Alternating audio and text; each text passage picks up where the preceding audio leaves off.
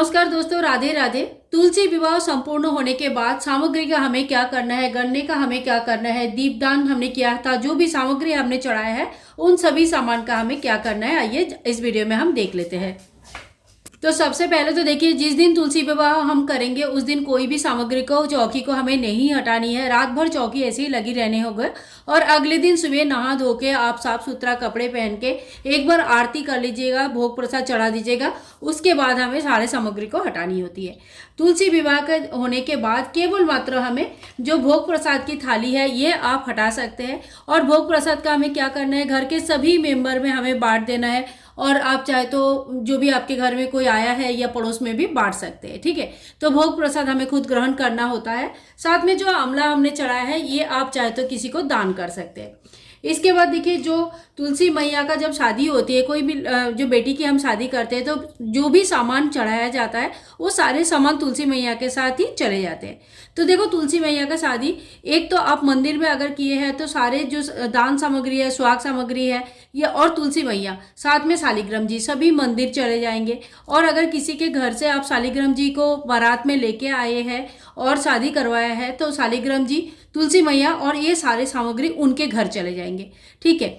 लेकिन अगर आपके घर में ही आपने पूजा किया है, यानी कि तुलसी मैया भी आपका ही है और शालिग्राम भी आपके घर के शालिग्राम जी है जिनका आप डेली नित्य पूजा करते हैं, तब हम सामान का क्या करेंगे चलिए देख लेते हैं। तो ये जो हमने वो वस्त्र और कपड़े वगैरह चढ़ाया है, ये हमें मंदिर में किसी पुरोहित को दान करना चाहिए या तो किसी ब्राह्मण को दान कर सकते हैं।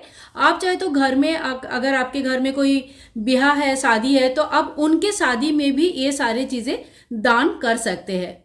इसके बाद देखिए, जो हमने बुक त्योहार का जो बुक है ये हम जहाँ पे हमारा किताब रहता है वहीं पे हम रख देंगे। और साथ साथ में जो श्रृंगार का सामग्री है, जो नारियल है, मैंने आप लोगों को कहा ये सारे चीज़ें दान हो जाती है। अगर आपके घर में कोई शादी योग्य लड़की है तो उसकी शादी में आप ये दान कर सकते हैं, या तो फिर अपने घर के जो बड़े हैं किसी सुहागन स्त्री को भी दे सकते हैं, किसी ब्राह्मण की वाइफ को भी दे सकते हैं, यानी कि ये सारे सामान दान हो जाती है। इसमें से एक या दो सामान आप अपने लिए प्रसाद स्वरूप रख सकते हैं।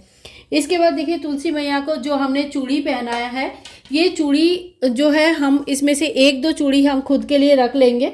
यहाँ पे जो चूड़ियाँ हम पहने हैं प्रसाद स्वरूप एक दो चूड़ी हम खुद रख लेते हैं और बाकी हमने दान सामग्री के साथ ही दान कर लेनी है। और जो पीतल के सामान और दिया वगैरह है, जब तक ये दिया अखंड दिया जल रहा है तब तक आपको दिया को छेड़ना नहीं है, ये प्रज्वलित रहेगा।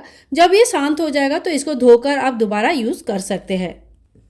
इसके साथ देखिए, जो अगर आपने मंडप बनाया है या मंडप अगर नहीं भी बनाया है, गन्ना लेके रखा है दोनों साइड में, तो ये गन्ना भी भोग प्रसाद स्वरूप ग्रहण किया जाता है।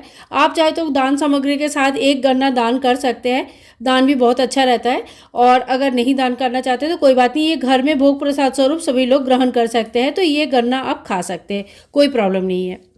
इसके बाद देखिए, जितने भी हमने फूल चढ़ाया है ये सारे खाद स्वरूप आप किसी मतलब कोई भी कैरी में डाल सकते हैं, कहीं पे भी यूज़ कर सकते हैं। लेकिन जो वरमाला हमने पहनाया है, ये वरमाला तुरंत नहीं इनका डिस्कार्ड किया जाता है। इनको आप धूप में अच्छे से सुखा लीजिएगा और इनसे फिर मिट्टी में डाल के आप अच्छे अच्छे पौधे निकल जाता है, ये कर सकते हैं। दूसरी बात है, इनको सुखा के किसी प्लास्टिक में आप भर के रख दीजिएगा।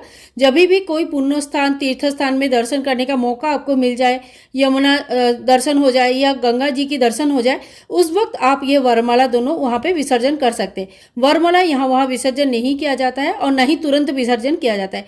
कम से कम 7 से 8 दिन इनको धूप में सुखाकर फिर आप इनको अच्छी तरह से प्रिजर्व कर ले या इनसे पौधा उगा ले, या तो फिर इनको गंगा, यमुना या कोई भी पुण्य स्थान में इनकी विसर्जन कर दीजिएगा। जो चुनरी हमने चढ़ाया है, ये चुनरी हमें घर पर रखनी है, आगे पूजा में हम यूज़ कर सकते हैं। और मंगलसूत्र, तुलसी माँ का अगर विदाई करते हैं तो मंगलसूत्र उनके साथ विदाई हो जाती है। और अगर घर के हैं तो आप ये मंगलसूत्र अपने घर में तुलसी मैया को पहना के रख सकते हैं 1 साल तक। तो अपनी शादी करवाया है तो इस तरह से पहना के रख सकते हैं। इसके बाद देखिए, जो हमने कलश स्थापना किया है, इसमें से जो हल्दी की गांठ है इनका आप विसर्जन कर सकते हैं। लेकिन जो सुपारी है और जो पैसे है, ये कॉइन और सुपारी को आप सुपारी को अच्छी तरह से धूप में सुखा लीजिएगा, दोबारा पूजा में आप यूज़ कर सकते हैं। साथ में जो गेहूँ और साथ में तिल वगैरह यूज़ किया है हमने, ये चिड़िया को डाल सकते हैं, चिड़िया खा जाते हैं। और ज़्यादा अगर आपने यूज़ किया है तो आप किसी को दान भी कर सकते हैं। इसके बाद देखिए सिंदूर दान हमने जो रखा है, जिससे सिंदूर पहना है हमने, तो वो सिंदूर दान भी हमें बहुत ही संभाल के रख देना चाहिए। और ये माता का प्रसाद स्वरूप आप खुद भी यूज़ कर सकते हैं, लेकिन अपना यूज़ किया चीज़ें दोबारा भगवान को नहीं चढ़ता है, इस बात का ध्यान रखिएगा। तो दोबारा जब भगवान को चढ़ाना है तो उसमें आपको नया सिंदूर डाल के ही भगवान को चढ़ाना है। गणपति जी, भगवान शालिग्राम जी अपने मंदिर में विराजमान कर दीजिएगा, और तुलसी मैया को जहाँ आपका छत पे आंगन में जहाँ पे तुलसी मैया रहती है वहाँ पे आप तुलसी मैया को विराजमान कर दीजिएगा। साथ में देखिए जो सुपारी अगर आपने यूज़ किया है गणेश जी के स्वरूप मानकर, या जो कलश में सुपारी यूज़ किया है, वो सुपारी आप धोकर सुखाकर दोबारा यूज़ कर सकते हैं, कोई दिक्कत नहीं है।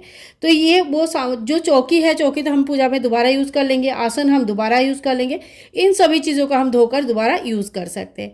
तो देखिए तुलसी विवाह के बाद सारे सामग्री का क्या करना है मैंने आप लोगों को संपूर्ण रूप से बता दिया है। जो छुट्टे फूल है ये तो आप खाद बना लीजिएगा, ध्यान रखिएगा वरमाला का।